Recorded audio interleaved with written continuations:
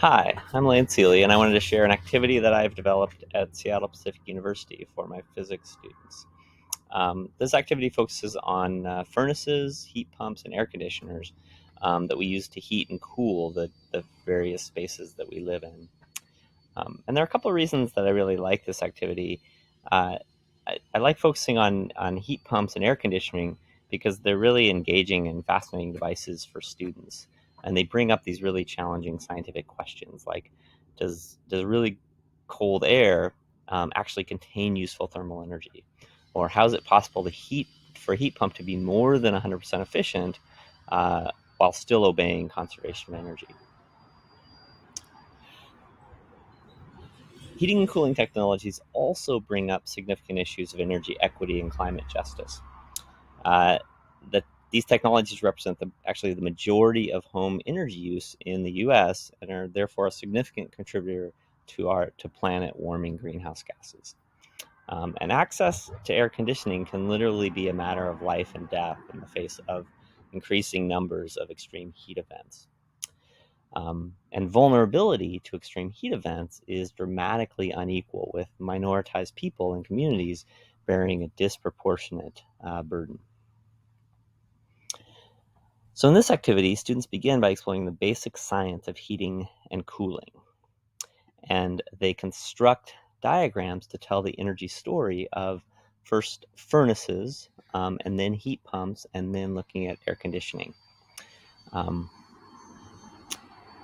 Next, they do a homework in which they explore ideas about climate justice. And this has a kind of a particular emphasis on indigenous climate action and resilient frontline communities. Then students explore a variety of resources relating to climate justice, vulnerability to extreme heat events, and access to air conditioning. Um, then they can actually also, if they choose, they can find their own resource with instructor approval. So encouraging students to go out and find interesting things, connecting these different ideas. And then students will share those research findings with their classmates in and present the thing that they discover in their resource to their classmates. And then finally, they do a group project. And in their final group project, they identify a specific group of people who are significantly impacted by extreme heat events. And this could be one from the resources that they researched, or it could be one that they're familiar with, or even maybe a part of.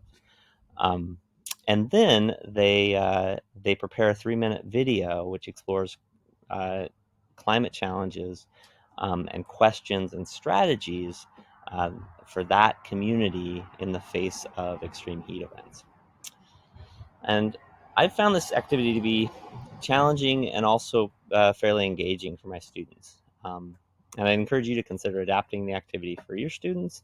And if you do, please let me know how it goes and what additional resources you find, and also what new insights you and your students bring to this activity.